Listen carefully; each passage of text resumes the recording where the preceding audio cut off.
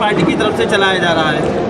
ये हमारा संविधान बचाओ संकल्प यात्रा है, जो समाजवादी अधिवक्ता लोग लेके निकले हैं। समाजवादी अधिवक्ता सभा इसका आयोजन कर रही है। इसके द्वारा आयोजित ये संविधान बचाओ संकल्प यात्रा है, जो पूरे 75 जनपद में जाएगी। समाज में अत्याचार, अन्याय और जो संविधान है उसको ख़त्म किया जा रहा है। इस वर्तमान भाजपा सरकार द्वारा, आरएसएस द्वारा पूरी तरह से दमन चक्र चलाया जा रहा है और संविधान को तार-तार किया जा रहा है। संविधान अपनी अंतिम सांसें ले रहा है। आपका चल रहा है, क्या इससे परिवर्तन की लहर देखने को मिलेगी? बिल्कुल। वो वर्ग जो अभी तक समाज के संविधान के प्रति जागरूक नहीं है, जिसको भाजपा और आरएसएस ने साजिश करके और हिटलर शाही व्यवस्था के चलते लोगों को भूख से तड़पाने के लिए उनको लाई चना चावल में उलझा के रखा है, जिनका ध्यान अभी उस तरफ नहीं गया है, उनका ध्यान आकर्षित करने के लिए, इस तरफ ध्यान उनका ले जाने के लिए हमारी पूरी अधिवक्ताओं की टीम निकली है। और अधिवक्ता हर जगह जा कर के, अधिवक्ता तो ऐसे ही समाज से जुड़ा रहता है, सबसे ज़्यादा लोगों के अन्याय और अत्याचार के खिलाफ लड़ाई लड़ता है। तो समाज का बहुतायत वर्ग, हर वर्ग अधिवक्ता से जुड़ा रहता है, इसलिए अधिवक्ता ने बीड़ा उठाया है। अब संविधान अपनी अंतिम सांसें ले रहा है, इसलिए संविधान को बचाने की जरूरत है। अब अगर अधिवक्ता चुप रहे तो ये संविधान बचेगा नहीं, और संविधान नहीं बचेगा तो इस समाज में दलित, शोषित, वंचित, गरीब ये जो वर्ग है ये बिल्कुल परेशान, इसका अधिकार छीन लिया जाएगा। 2022 में क्या किसी तरह का परिवर्तन देखने को मिलेगा? बहुत चारों तरह जो हवा चल रही है, चारों तरफ बस अखिलेश अखिलेश अखिलेश चल रहा है। हर वर्ग से आवाज आ रही है, अखिलेश यादव आ रहे हैं, अखिलेश यादव आ रहे हैं। आंधी आ रही है उनके नाम की।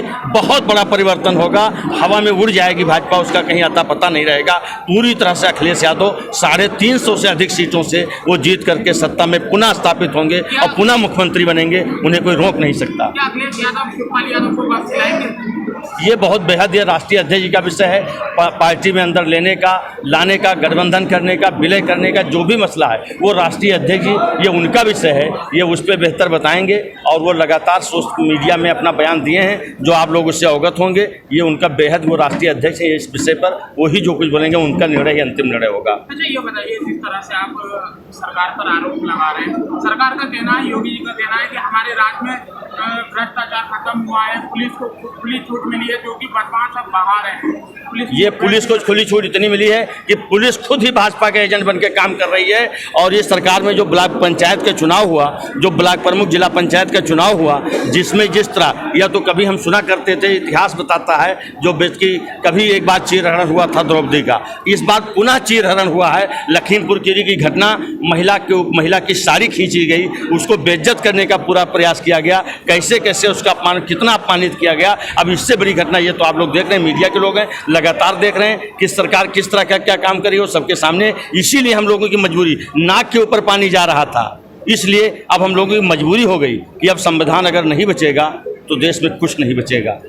और जब आजम साहब जैसे नेता, जब उनको इस तरह से प्रताड़ित किया, जिनकी ईमानदारी में एक उनका अपना इतिहास रचा है उन्होंने, मैं अभी जल्दी परसों गया उनके घर, आज एक पतली गली के मकान में रहते हैं, 8 बार मंत्री होकर के, इतना सारा, इतनी ईमानदारी, उनको बेईमानी करो। ये तो फ्रीडम ऑफ स्पीच का जो हमारा फंडामेंटल राइट है उसका सीधा सीधा वायलेशन है कि उन्होंने जरा से सच्चाई बयां कर दी तो उनको इस तरह से प्रताड़ित किया जा रहा है। तो ये तो आवाज़ दबाने की कोशिश कर रही है। जो सबसे बड़ा अधिकार हमारा बोलने का अधिकार है, उसी को छीना जा रहा है। आजम खान के साथ किस तरह खड़ी आपकी पार्टी?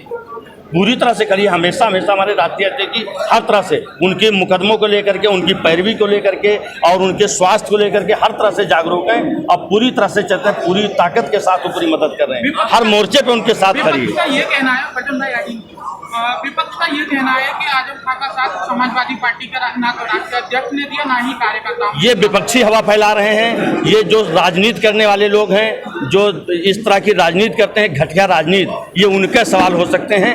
राष्ट्रीय अध्यक्ष जी कहीं से भी, उनके पास न नेताजी और न वो जरा सा जिसने पार्टी के साथ सहयोग किया है, उसके साथ समाजवादी पार्टी करी है। और आजम साहब का तो बहुत बड़ा सहयोग है, उन्हें पार्टी बनाने में बहुत योगदान दिया है। उनके साथ समाजवादी पार्टी कैसे नहीं खड़े रहेगी, ये बिल्कुल बेबुनियाद सवाल है। ये जो भी करते हैं। अधिवक्ता होने के नाते आपने क्या कार्य किया है अभी तक उनके लिए? जी, अधिवक्ता होने के नाते जी, आपने क्या कार्य किया है आजम खान के लिए अभी तक?